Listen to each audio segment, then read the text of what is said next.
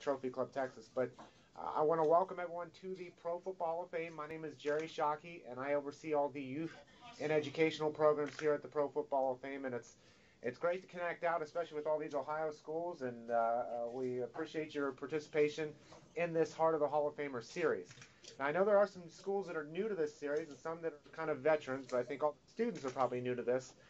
Just so you know, the real idea and premise behind the Heart of the Hall of Famer series is to convey exactly what it took to get in the Hall of Fame beyond just the athletic ability.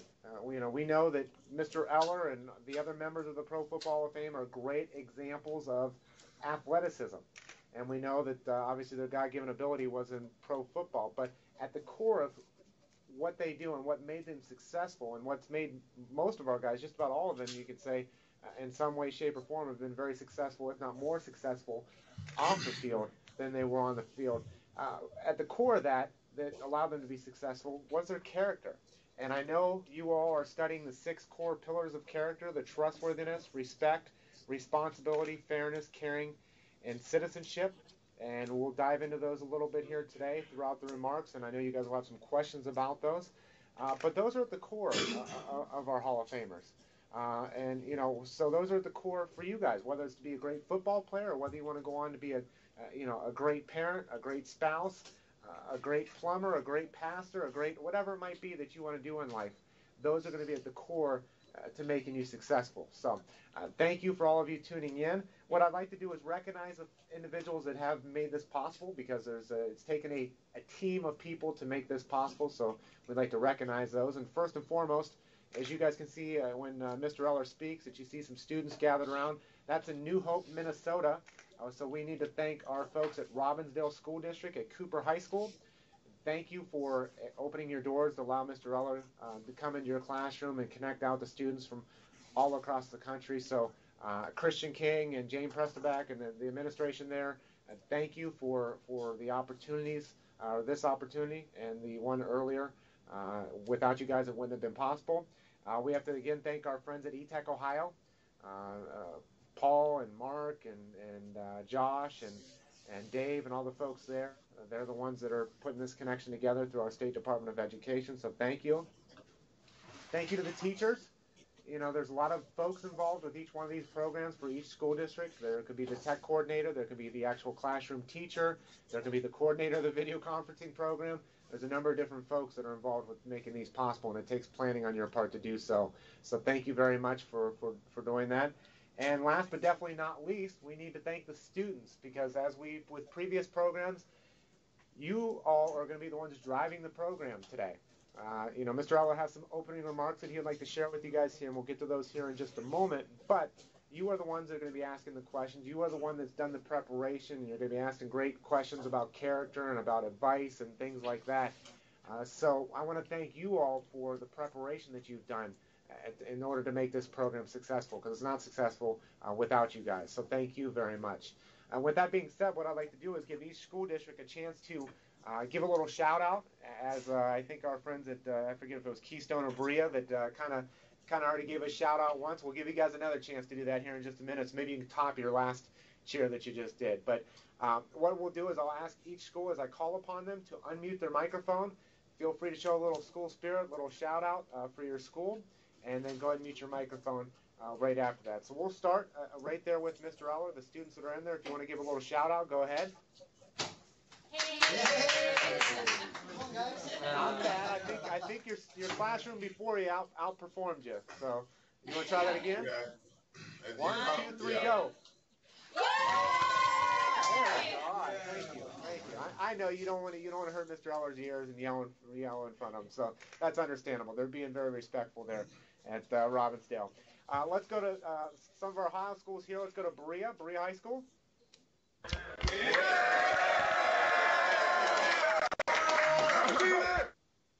Thank you, Berea.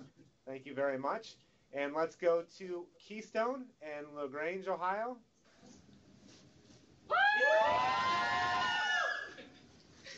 Thank you, Keystone. I like that, though. It's very quick and it cut right at the end. You guys like a choir or something in there? No, but we can sing if you want to. Sure, go ahead. Thank you. Let's go to Lake Catholic.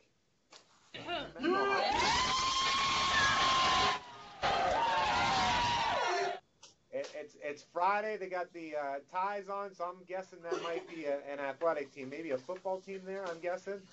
So thank you very much, Lake Catholic. Let's go to Lorain County JVS in Oberlin, Ohio. Yeah!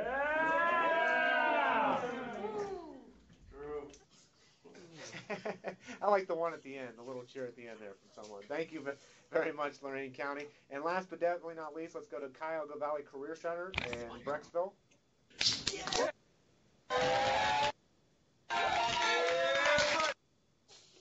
And Brecksville, we're having a little audio issue. I don't know if that was on your end or not, but we're getting a little cut out there. So just so you know, we'll see if that happens when we go to the rounds of questions. So we'll check that here in just a moment. But with that being said, what I would like to do is go ahead and introduce our esteemed speaker today, Mr. Carl Eller. And let me read a little information about his background. And we like to outline our Hall of Famers both on and off the field.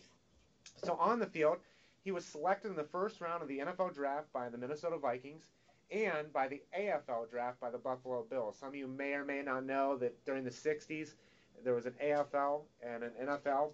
They merged in 1970 and became the AFC and NFC as we know it today. Obviously, he chose the Minnesota Vikings, if you've done the research on him. Quickly established himself at left defensive end on the Vikings' famed, some of you might have heard this before, the Purple People Eaters defensive line. Excellent at stopping the run and a devastating pass rusher. From 1975 to 1977, before it was really an official statistic, he amassed 44 sacks over those 3 seasons. He was named first or second team All-NFL each season from 1967 through 1973. He played in 6 Pro Bowls, and then in 2004, Mr. Eller was bestowed with the highest honor that an individual player can receive, and he was enshrined into the Pro Football Hall of Fame here in Canton, Ohio. Many of the schools here are familiar with the Hall of Fame or may have visited here before because most of you are within a 60 or 70 mile radius of here, many of the Ohio schools. But off the field, you'll find that he's done as much, if not more, off the field. And I think if you're thinking about the pillars, really pay attention to the pillars of the 6 pillars of character. Really pay attention to the words citizenship and caring, because I think you'll see those throughout some of the things that he has done off the field. He's become one of the most sought-after speakers on brain damage and head injuries that may cause dementia, Alzheimer's, and the National Football League retirees. As the founder and president of the Retired Players Association, he fights for those who have fallen on hard times due to medical, psychological, or personal problems that affect their quality of life. Retired Players Association founder and president Carl Eller is now in a position to help former players from the National Football League gain access to much-needed medical care and improve pension benefits. Since his days as a consultant for the National Football League, he has gained national attention as a leader in the field of providing care and treatment for the National Football League, not only current players, but obviously retired players as well. Many of his programs are in use in the NFL today and in sports leagues all around the world. Carl is a private citizen and as a leader of the Retired Players Association is active in his community and nationally in green and environmental movements that are invested in sensitive environmental cleanup issues, including redeveloping foreclosed properties on the north side of Minneapolis, Minnesota. He's a small business entrepreneur with a big business attitude. Carl says, my goal is to maintain the integrity and preserve the character of our urban areas while improving the quality of life for its citizens. So before we ask Mr. Eller with his opening remarks, what I'm going to do is we're going to switch over to our quick video highlight of Mr. Eller on the field. A consensus All-American at the University of Minnesota, Carl Eller was the Vikings' first-round draft pick in 1964.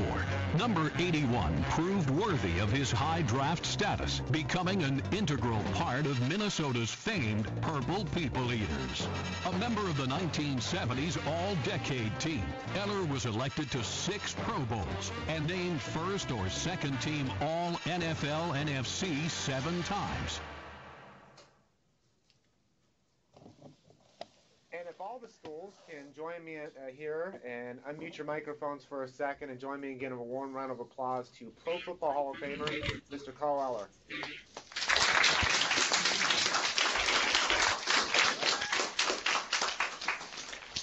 Mr. Eller, the microphone is yours first. Let me remind all the schools real quick. Make sure you keep your microphones muted till we call upon you. And the stage is yours, sir. Well, Jerry, thank you for having me, and I want to thank you and the Hall of Fame and the Heart of the Hall of Famers program for having me as your guest today. It's really nice. It's an honor to be here, and also to be here at Cooper High School, which is actually not far from me. I live, not very far from here at Cooper High School, so I'm very familiar with it. And they've got a big weekend coming up here. It's their homecoming, and so we see a lot of orange around here. But they have been very gracious having me in their school today. Again, the Heart of the Hall of Fame, we're talking about the pillars of character. I think that those things are closer related to some of the values that I've had and held dear to me throughout my football career and throughout life.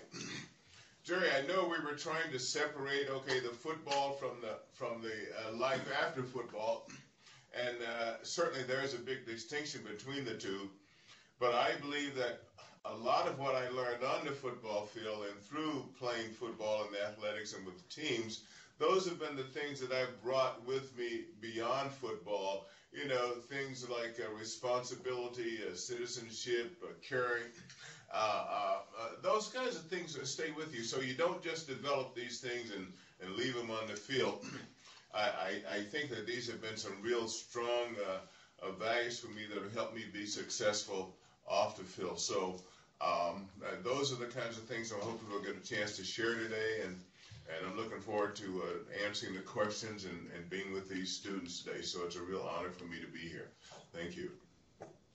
And thank you, Mr. Eller. We appreciate you taking time out of your busy day to share with these students, a very powerful message that you shared earlier as well. What we're going to do, students, and we are going to go through 2 questions from each site. We're going to go in the order of Robbinsdale, which are the students in there. We'll go Berea, Keystone, Lake Catholic, Lorain County, and then Cuyahoga Valley. We'll go in that order. We'll go from 2 questions from each. When I call upon your school, you can unmute your microphone at that point and ask that question.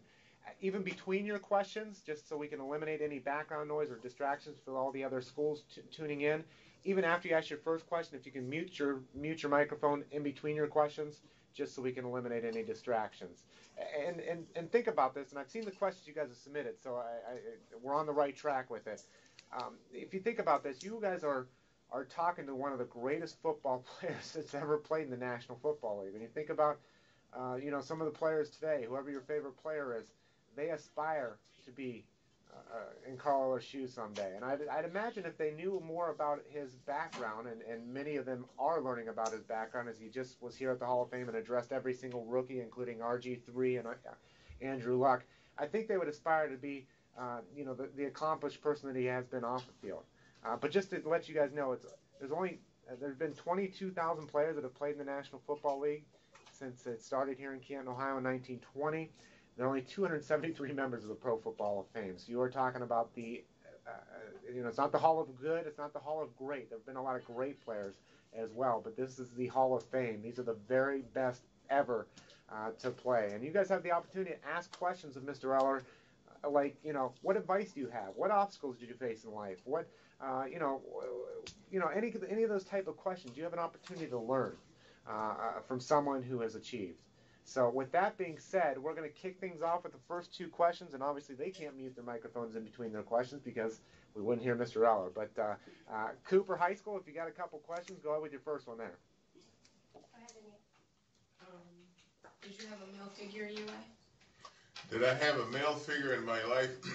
I did. My father was a military man. I was actually born, I hate to tell my age, but it was 42. I have to be honest here. And my dad went off to the war, so he was gone. And then when he returned, my father actually died when I was a young person, just starting high school. So when I was only just being a teenager, and my father passed away of an illness. But there were other male figures in my life that came along from my neighborhood, and maybe we'll get a chance to talk about some of those later. But unfortunately, my father never ever actually saw me play football because he was deceased. So that's unfortunate.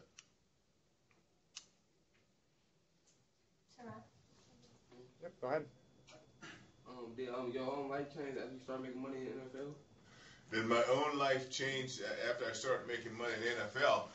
And that's an excellent question because my life changed drastically. I wish I could have a better answer for this, but I really don't. It's such a different life going from even college to professional football.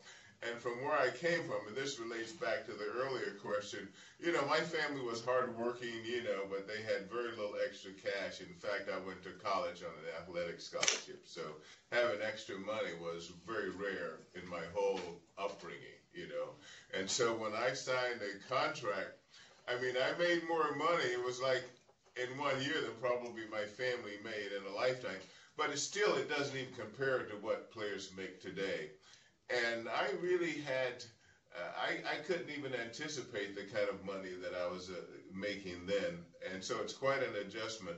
And boy, there's some hard lessons to learn in that process. So, changed my life, changed my attitude, changed everything. But it was a very abrupt change. One day I was poor, and the next day I was rich. Great two questions to start off with. Thank you, Cooper High School. And we're going to go to our friends in Berea High School, home of the Browns training camp. What kind of character traits do you need to play professional football? What was that again? What kind of what? Character traits do you need to play professional football? Well, if you use these pillars of character, I think that they are very much in line with the qualities and values that you need as a professional football player. I just want to remind you that I see you guys are in your jerseys there, and you're all geared up. Must be game day there. But the point is that I think these characteristics start early, and one is hard work. And probably another one is belief in yourself. And I say that kind of tongue-in-cheek because I don't think I started out with a lot of confidence. That was something that I developed over the years and through play and through participation and through competition. I gained confidence. In reality, it was by going against the other guys. When I would go against the other guys, if I measured up to those guys, my confidence increased. And of course, that became a real driving force for me, was to always be better than the other guy, or be better than the opponent. And as I came up the ladder, that's how my confidence, and that was one of my main characteristics. Go ahead, Bria, do you have another? Yeah. Did you find it difficult to live up to expectations of being a professional football player? Well, it's kind of different, really, because I don't think I knew what those expectations were. There's kind of a vagueness, there's a lot of things about being a role model and but you really didn't have an understanding of what that was. That was something that I learned later and on my own. And I realized one of the things that I think that I learned, that people do look up to you, because being a professional football player in the National Football League, it's an achievement that most people only dream of. And so just vicariously, they admire you and they envy you. And me, my success came as a result of hard work. And it seemed like a lot of people that I met just put dreams and imagination out of their realm of possibilities. And so they would look at me and treat me as someone that was special, which I enjoyed that part. But it meant in some way that they took themselves out of the realm of possibility. Oh, well, I could, you're great, but I could never be that. And that confused me quite a bit. I didn't quite understand that, so hopefully that kind of, and with that came the responsibility of being this role model, so they're almost two separate things, it's like when people look up to you,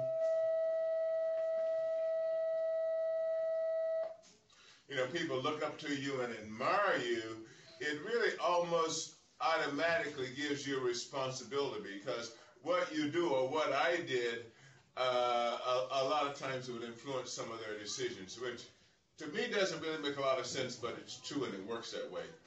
And we'll probably hear another bell or two as we come along. They're just changing class. We are in school. We are in the classroom, so you guys are familiar with that. But hopefully that answered your question.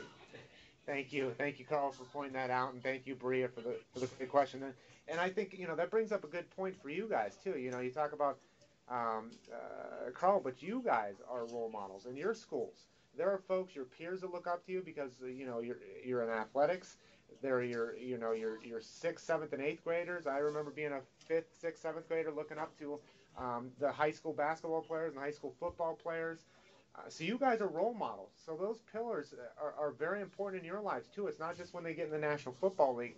You guys have an influence, and I think it's important to bring that up because I see a lot of different football players and teammates in there that you're in a position, especially most of you are in Ohio. Obviously, we know how big football is in Northeast Ohio and throughout the state. Is that people look up to you because you are a football player, and that with that comes responsibility of you guys to not only conduct yourselves giving 100% on the field, but giving 100% off the field, and watching what you're getting yourself into on and off the field is very important.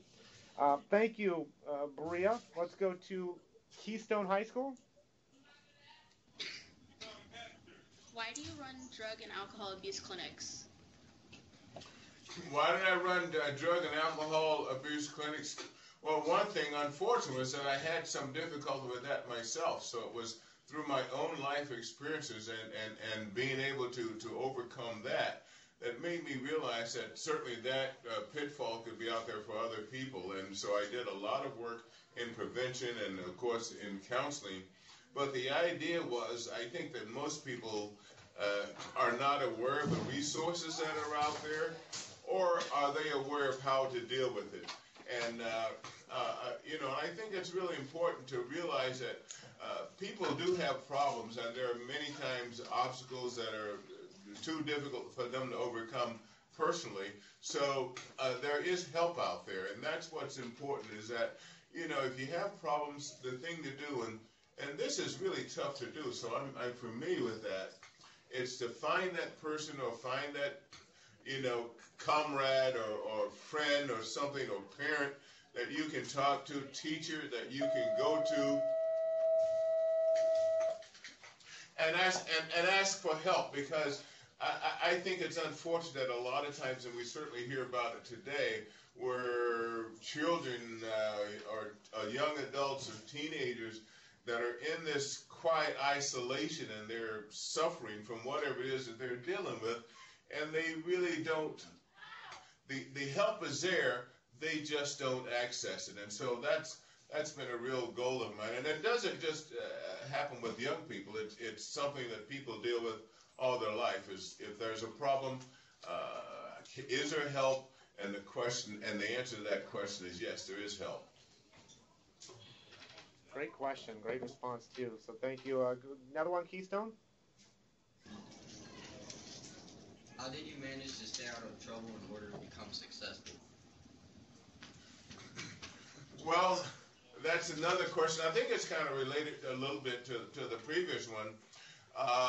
Is that first of all, football became a very important, sports in general became very important in my life. And in fact, I would say that it probably rescued me at a very young age, because as I explained earlier, I was attracted to a group that was very negative, but they influenced me because it was a group I could belong to. And I know for sure we find that often today, where the requirements, you can join these groups, a gang or whatever, or a group that's dropping out of school, because they don't require anything of you. You just go along with the situation. And because of that, I found myself fitting in with that group. And ultimately, I separated from that group and started doing positive things as a result of getting involved with sports. So sports rescued me at an earlier age, but unfortunately, like later on in life, I kind of succumbed to some other temptations, temporarily kind of set me back. But the great thing that I can say now is that I certainly learned from those experiences, and my life is, I have a quality of life now that I just couldn't believe. So my life has changed drastically, and I'm very, very fortunate about that. Great questions there, Keystone. Let's go to Mentor, Ohio. Lake Catholic? Obviously, hard work was required to achieve your career goals. Was there ever a time when you wanted to give up? Well, in athletics, I think that's part of that's part of the journey. You have to push yourself. You have to test yourself. And there were many, I won't say there were many times, but certainly there were several times where I wanted to give up. I remember one time way back in college, we had this, we had to report, we had to run a mile. Now, I'm a big guy, I'm lineman, typically don't run the mile. And I came in, and the coach was upset with me for some reason, and he wanted me to do it again.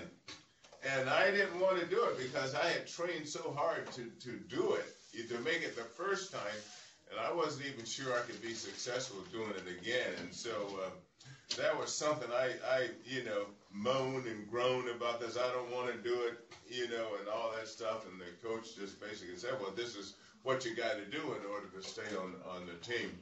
And boy, I obviously wanted to stay on the team. But, that says two things. One is that the coach himself was a man of principle. He wasn't about to make excuses or exceptions for me. In other words, because I was one of the key players, there was no easy road. I really learned from that myself. That was a great lesson for me. And the other part of that is that, when you mess up, you got to pay up. There's, if you make a mistake, you got to correct it. And that's what I did, and life went on. So there was a valuable lesson for me there in a couple of different ways. Thank you for your question. Yeah, great questions today. Lake, if you got another one, go ahead. Go ahead. What was the most memorable experience in your life? Well, what was the most, probably my kids, and the birth of my kids and all of my kids throughout. It's, I'm a parent, and obviously you guys aren't at this time, and you're dealing with your parents, and you're wondering why your parents are dealing with you the way they are. It's a great thing being a parent, but I can enjoy it now because my kids are adults. And I know for me the pleasure I had when they were young kids and the things that we had to do, many of them they didn't like studying, do the homework, and stay in class and go to school, and all those things that we talked to them about and insisted that they do, because parenting, I think, is a very difficult job. But the most important job is to be there and to be available to your kids. And now I'm a grandparent, and I can see them doing the same thing. So I'm feeling really, really good about that. That's kind of an overall thing. But in playing, and in sports, being successful on the field and being rewarded with getting into the Hall of Fame, I mean, those are wonderful achievements, things I'm really proud of. But really, they're on that level with. And being a parent is not necessarily an accomplishment, but you do have to be a parent, so that's part of it. But by doing that, I can enjoy what was laid in their early years. So that brings me enjoyment, every day. Well, being a parent is definitely work. Oh, for sure. Non-stop work. So thank you, Lake Catholic. Let's go to Overland to Lorain County JVS. Got a couple questions. Go with you first. Yeah, what life lessons have you learned while playing in the NFL? One of the life lessons I think that I've learned that sticks with me today, and I think is one of the big things that I got out of football and out of sports in general is that as a football player, you learn to face obstacles, and sometimes those obstacles seem insurmountable. And what I mean by that is that Bob Brown, who's another Hall of Famer, we graduated from college in the same year, and we went into the Hall of Fame the same year. So our careers parallel. So he was an offensive tackle, I was a defensive end. Means that we played against each other from college and pros and on and on. And he was a tough guy. He was the kind of guy. He wasn't satisfied with just having a block. He wanted to put you in the ground. So all through my career, he was really tough to face. And so we probably drew even on our matches. I know sometimes I won and then sometimes he won. But the idea that I'm trying to get across is that there are obstacles out there that are very challenging and sometimes fearful even. But you have to face those obstacles, and by facing them, you overcome them. And so as an athlete, I feel like I can look at a situation and if it's challenging, I can prepare myself to meet those challenges and eventually overcome them. Another great question. Thank you, Lorain County. If you have another one, go ahead. Do you have any advice for young players that want to play sports when they get older? My advice to young players that want to play sports, and I do promote sports, and I think that sports are a great, addition to your life and lifestyle and to your development. But the critical thing about sports is sports don't last very long, regardless of how good you are, even if you're a Hall of Famer. So you must prepare for life after athletics or life after sports. And the thing that I've done, and one of the things that I am doing now is I have a program called Game Plan 2, which means, and this comes from sports because I found guys commit themselves so totally to sports that they forget other areas of their life, which unfortunately leaves them unbalanced. So there are other areas that they need to really work on. But regardless, your sports career will only last so long, so you need to have a time or prepare for a time after sports. And the other thing I want to add to that is that sports becomes a real pinnacle that you shoot for. If you get in the NFL, you can be successful. But again, that doesn't last very long. You need to look for other things where you can have success, because you go on through life and you can have other goals and other pursuits, things that will reward you just as well. Thank you very much, Lorain County, and go mute there. Let's go to, hopefully we're not having any audio issues there now, but let's go to Cuyahoga Valley Career Center. Okay, Jake. Mr. Eller, a lot of the young kids' dreams of playing in the NFL. When did you start playing, and when did you seriously think you could really play in the NFL? Okay, that's another excellent question. I think I got involved in the sports late. It was probably, I was already in high school, and I played sandlot ball and in the park, and that was fun. But I really didn't play organized sports until I was about a sophomore in high school. And so I didn't have all that confidence. As I said earlier, I gained confidence by improving my skills.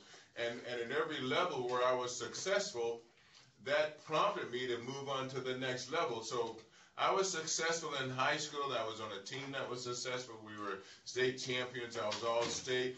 And so then that encouraged me and supported the idea of, well, going on to college. And, of course, getting a college scholarship was important. But I had doubts that I could play at the college level. But I proved myself by facing the competition, and I did the same thing in professional sports. So unlike young kids today growing up with the idea, I'm going to become a professional athlete, there's a long road between, here and there. There's no way you can predict that. It's just impossible. And so what I would suggest is that be successful at the level you are. if you're at the top of the heap there, I mean, if you're not playing on your high school team, that should really tell you something. You know, it doesn't mean that you can or you won't, but if you're not successful at that level, you will likely not be successful at the next level. So you have to take success to build on success.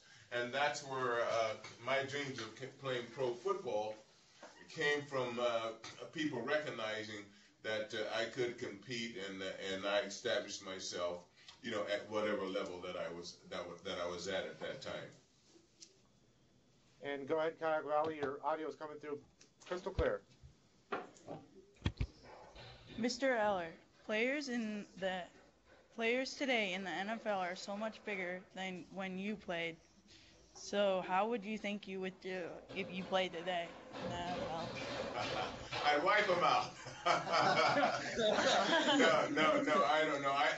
I think to play in the National Football League, particularly at my position, the defensive end, would be very challenging. I know there is I don't think it's a mistake, because players are bigger, but only in certain positions. And it's mostly in the offensive line. Like offensive linemen, when I played, rarely were 300 pounds, you know, maybe in the 270s, 280s, 290s. And like Bob Brown was a 300-pounder when I played. But today, an offensive lineman would have to average over 330 pounds, 330 to 350. So it's very common. I would have to re-establish my techniques or reevaluate my techniques if I were playing today, because you'd have to use a little different method. It's kind of hard to push a quarter ton around, you know. But I think I would do well. And so you have guys in certain positions that really don't change very much, and speed is kind of a deceptive. I was I had speed, I had agility, I had all of those things that are required to play my position, as typically as you can imagine. As a Hall of Famer, you have to be good. So the defensive ends are probably stature-wise, physique-wise, talent-wise, like DeMarcus Ware, those kind of guys, Mario, would be very similar in size and height and weight. It's amazing, because you need those same kind of skills to play that position. Same with defensive backs, or, you know, they're still smaller guys, wiry guys. Receivers like Randy Moss, it kind of changed the game, because now they're speedier, they're taller, they're able to jump. Receiving positions, running backs, some of those positions have changed quite a bit, but most drastically among the offensive line. Yeah, and I think you find that there was a defensive back by the name of Mel Blount that played, you know, during a little bit after Carl's time, but very close into Carl's era, and he was a defensive back that was, you know, 6'2", 215, which is very comparable to today, or even bigger than a lot of guys today, obviously, in that same position. So yeah, it's exactly right. That offensive line has really evolved since that time. But thank you, Cuyahoga Valley Career Center. What we're going to do is we're going to go back through and cycle through each of these schools again, start from the top with Robbinsdale. We'll just go from one question from each site, and it looks like we have about a little over 20 minutes left, so we'll go through as many as we can. So go ahead there, Robbinsdale.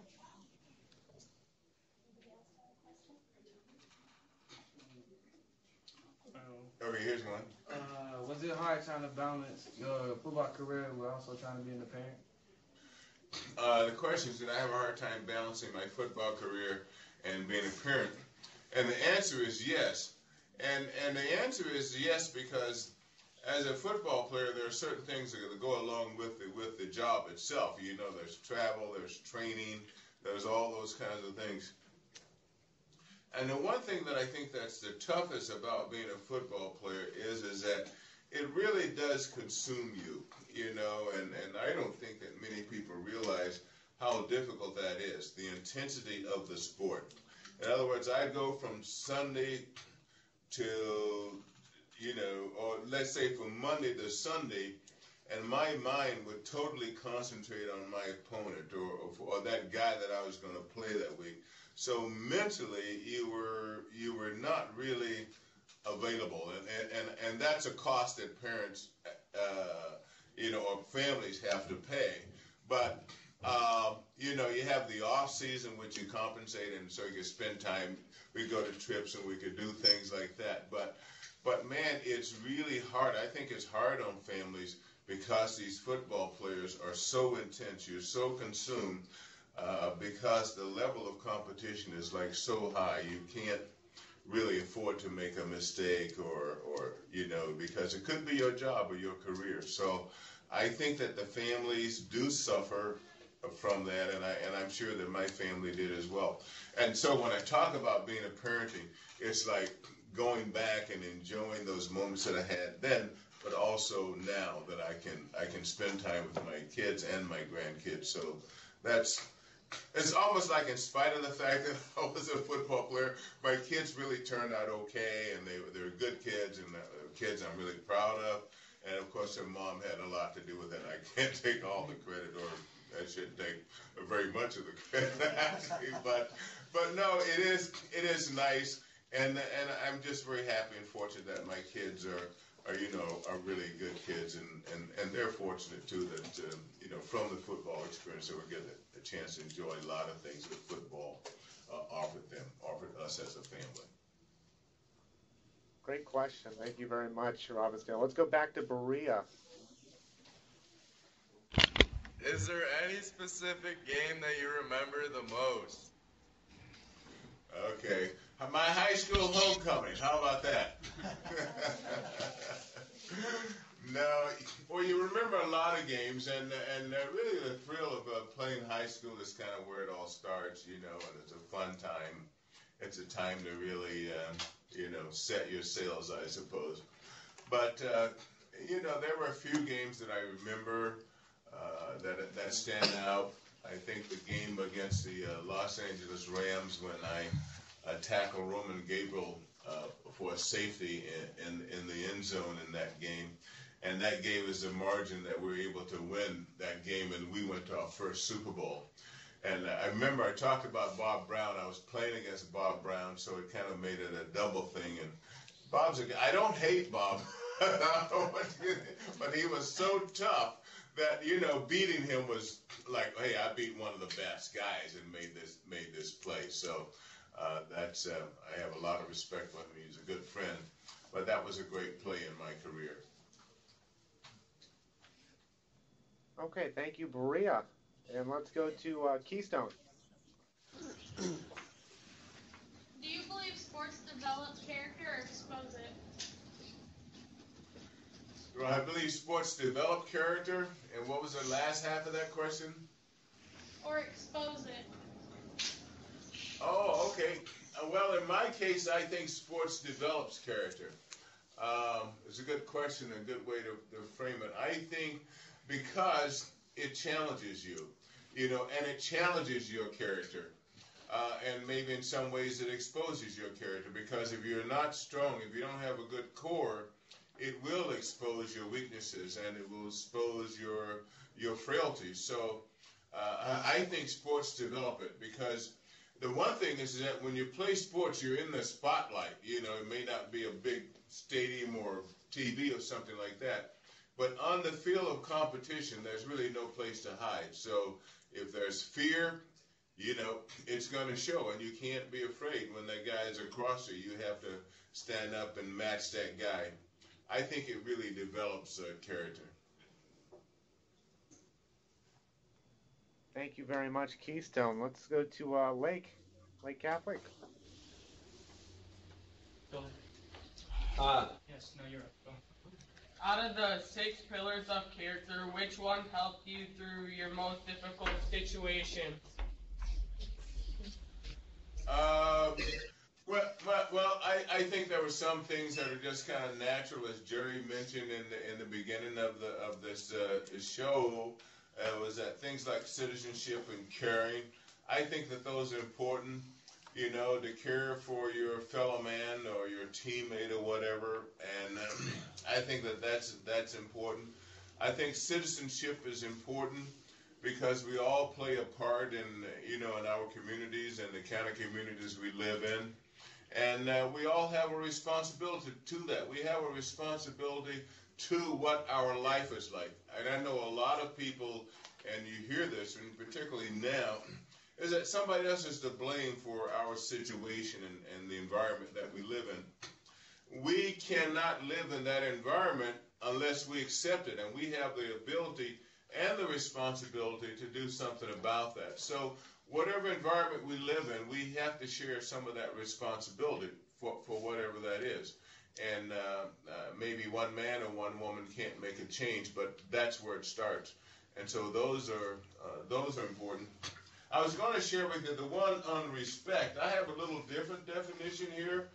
And when I talk about respect, as in the pillars of character, it says respect is needed by each of us in order to be able to live with ourselves, to avoid those attitudes and behavior which would make others resist or avoid us, to develop the human models we would want to be like, to have those we can admire and look up to and relate to our own goals, ambition, and drives. So respect, I think, even though we've pointed those others, I think respect is important because you want people to respect you, and you want to be around people that you respect, and that's a mutual thing. It's almost like, likes attract or something like that. But I think the respect is kind of misunderstood. Respect is not because I'm tougher than you or I'm, got more money than you or something like that. Respect is something that you earn by the person you are, and you develop that from within. Thank you very much, Lake Catholic. Let's go to Lorain County. Were there any coaches that influenced your career more than others? Were there any coaches that influenced my career? Well, my coaches were a big influence on my career. And I think coaches, choose that profession because they have a love for it and obviously they feel like they can make a difference. All of my coaches did. In high school, I played for a coach. His name was Ben Warren. And I'm going to share a short story with you about my high school coach, Coach Warren. When I got inducted into the Hall of Fame, my coach called me and he left a message on my voicemail. And this was like, I graduated from high school in 1960. I mean, it was so emotional that I couldn't call him right back because it almost makes me emotional now because here was a guy that took a chance on me. I mean, he didn't even know me. I mean, you know what I mean? He had no idea. So he really put his, he put himself out there for me, and he took a chance on me when I wasn't obviously a star, didn't know anything about football. So I think that this guy, by having faith and confidence in me, had a great influence on me, and I think that he probably more than any really influenced me because that's where I got my start, and I obviously was a nobody, just a lanky kid running the streets of Winston-Salem, North Carolina, and I really appreciate that. Thank you, Lorain County, and let's go to Cuyahoga Valley. Mr. Eller, what made you get into football? Was it suggested by like a close friend or family? And you're a really tall guy. Was there other sports you wanted to do besides football, like basketball? Well, Jerry, I don't know where you got this audience from, but boy, they're asking some tough questions today, and all the good ones too. You're almost embarrassing me here. You're gonna make me blush, but I kind of explained this a little bit, sort of a beating around the bush, but before I got into sports, I was not the best student, and I was disciplined actually a couple of times, and finally, I went to the principal's office. The principal said, well, Carl, if you don't change your behavior, if you don't straighten out your ways, you're going to get kicked out of school. And at that point, high school was not very enjoyable for me because, like I said, I didn't have a lot of friends. I wasn't some guy that people liked or whatever. It was a horrible experience. And he said, well, you ought to get involved with football and, use some of that energy in a good way, in a positive way. So that really kind of got me started. I mean, I thought, well, this is the principal. Maybe I can get on his good side. And, that was kind of a crazy way to get started, but that's how I got started and took off from there. I'd like to say, Carl, that it's all the great Ohio schools, being that I'm a born and bred Ohioan as well. But we had great questions in the last program from schools from other states too. So I guess we can't take all the credit here in Ohio for being wonderful students, because there's a group of great students asking questions right beside you in Minnesota. So, but we've got time. We'll try to rotate through maybe one more time if we can. Robbinsdale, if you have another question. Let me, Jerry, I wanted to do this in the last show, is I want to ask them a question. Maybe I ask this group a question. And there's been no prep for this, but I'm going to ask them. Anybody can answer. What's your biggest challenge here in school today? What do you find the things that challenge you? What kinds of difficulties do you run across? Where is it? In the classroom? Is it in, playground, or where? Just anybody? If any of the other schools are on mute, chime in. Go ahead. Like some of my difficulties is like in school, like I really don't enjoy like science and geography and stuff like that, but I gotta get it done, so I try to push myself. Okay, so he's saying his challenges are in the classroom, and that's a good point, because some people in general have a tenacity to be good at certain things, and school really forces you to have a broader outlook. Not outlook is probably not the right word, but things that maybe aren't as easy for you. And so what you have to do, and this is my piece of advice, is to really spend time in those things that are difficult for you, because those will be the things that will challenge you later on. It's like math, particularly, and I was not really good at math, but it is something that if you master now, it's going to help you, and that's just not a fairy tale. So particularly the things that are hard, don't avoid those things. Those are the areas where you need to work, and those will be the areas that will pay off later on. So, but that was an excellent question. Thank you for that. And any other schools want to? We can let you unmute the mic if one of the other schools wanted to give something that they had struggled with. Yeah. Go ahead, David. Have you ever got bullied for in high school? And you have any advice of people who get bullied? Man, I quit, Jerry. I know. These kids are good. These young men and women. These questions are too tough for me, man. You sure you didn't plant some of these guys in there somewhere? But no, these are great questions, and actually you're making me remember things that I haven't even thought about like for years, because when I went to high school, Winston-Salem was my hometown. Atkins High School was my high school, but I transferred from a school called Columbia Heights School, which was like a middle school or whatever, elementary school. And they had this reputation, like, oh man, when you go to high school, they're going to really get you, man. They had a guy that was a big guy, and I'm a big guy, but this was a big guy, and his name was Chicken Wing. And they called him Chicken Wing because he had something wrong with his arm. But they had this story, man, that this guy was going to get you under his arm. It was just going to, like, really menace you and choke you and beat you up and all that stuff, man. I was, like, so scared, man. So, yeah, I avoided that guy. I knew who he was. I didn't go around him, and so I avoided that guy. So maybe that's a method. But the thing is that, the way I think about bullying, and I know they're addressing this on classes and on campuses and all that stuff today, I think bullying is part of a test. You know, I don't see bullying as bad, and I know maybe I'm going to kick me out of the classroom right now, you know.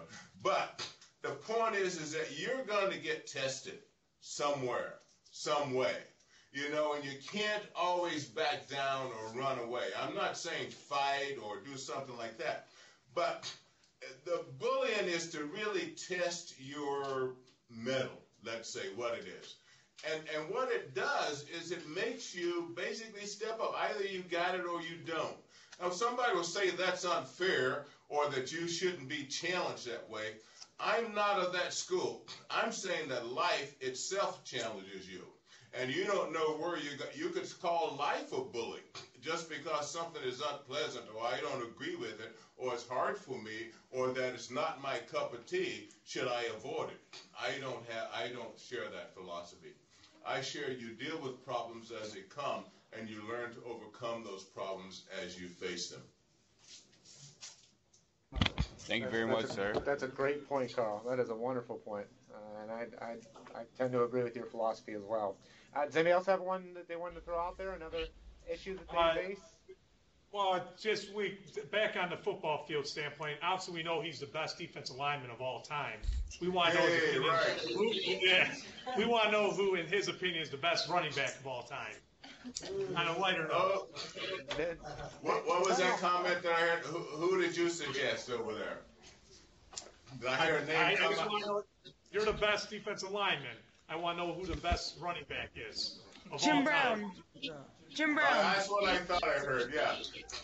Okay, well, Jim Brown is certainly one of them and probably might be the best running back. I did get a chance to play against Jim Brown at the latter part of his career. Our careers sort of overlap there.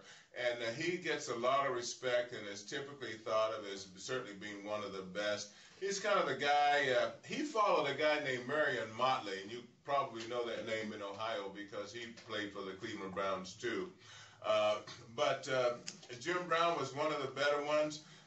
I think that Gale Sayers was one of the better ones because he was speedy and quick, and if he got past the line of scrimmage, he would just, it was hard to bring him down. I mean, we would actually sit in our, training rooms or our study rooms where we watched films, and we'd say, well, wow, look, we were amazed as the opponent team that we were going to play. It was going like, wow, that guy's amazing because he would do such incredible things on the field, things that even we hadn't seen before. So Gale is certainly up there with Jim Brown, guys like Tony Dorsett or Franco Harris. I can name a lot of them. Our own Chuck Foreman was a great running back.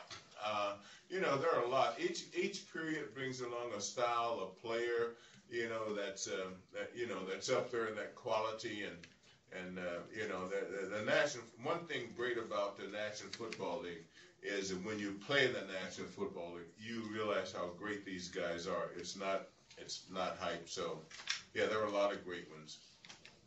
I think these Ohio schools were setting you up, Carl. They wanted you to say Jim Brown, just the Browns. They're setting you up for the Cleveland Brown shout out. But Mr. Eller, I know we've covered a lot of different things here today, and we got just a couple of minutes left. Are there any closing remarks, either something you've shared or something you'd like to reiterate, or something we haven't talked about that you'd like to share with these students today?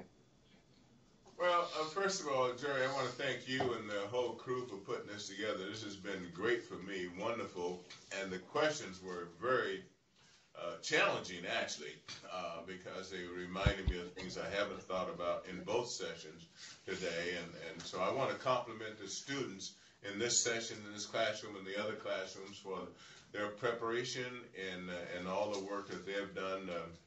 I just have great faith and confidence in our students of today. What the word I want to leave with them. Good afternoon, Cooper students and staff. Please excuse the interruption. I'd like to make a few announcements prior to our Pep Fest here this afternoon. First of all, I'd like to remind everyone that if you need to go to your lockers, you will only be allowed to do so between 7 Hopefully this isn't a 10-minute announcement. You won't be allowed to go to your lockers once we dismiss you for the Pep Fest. So if you need to go put some things in your locker or pick some things up, please do it then. We will dismiss you by floors this afternoon. And when you enter the gym, please look for your grade level sign as to where you should sit. Also remember to be respectful as we cheer our team on. Respect. There we go. Tomorrow's festivities will kick off at 12 noon with tailgating. It's going to be a lot of fun. There's going to be a lot of activities going on. The game will begin at 3 p.m. The cost is $4 for students. The homecoming dance will start at 7 p.m. The cost is $11. You must be a Cooper student to attend, and you need to arrive by 8 p.m. to enter. And remember, go Hawks. Well, there we go. That was great timing. But go ahead. Finish your thoughts there, Mr. Eller. Yeah, I think my thought is that the thought I want to leave with is that, you know, as I've gone through life, I've learned that life is always rewarding. It's always exciting. You know, there's certainly ups and downs. But all in all, man, life is exciting and challenging. I continue to learn. I continue to accept challenges and really just have confidence in yourself. Really believe in yourself. Not that you know it all and you have it all, because I don't think anybody does, but that you have the capabilities of learning, changing, developing, becoming the person that you really want to be. And every one of these students, wherever they are, have that potential and have that capability. And I can tell you, I kind of walk away from today with these groups of students that we've had here today. Just, you know, the caliber of questions and the preparation is just a sign of the type of character that these students and these teachers have. So I walk away with a good feeling of our youth today, just from you know, the schools that we've connected with. I don't know if you feel that same way from this. I certainly do. They've just been wonderful. I mean, everything has been fantastic. Again, back to the work of putting this together, I think it's a great opportunity for kids to connect, or young people to connect, and I too am walking away with a lot. So I've learned a lot here today. Well, Mr. Eller, on behalf of the Hall of Fame and myself and Steve Perry and everybody else here that you know very well, I just want to say thank you for taking time out of your day for you know, spending time with these students and sharing a really powerful message to these students. And students, if you want to join me for the time being here and unmute your microphones and join me in saying thank you and giving a round of applause to Pro Football.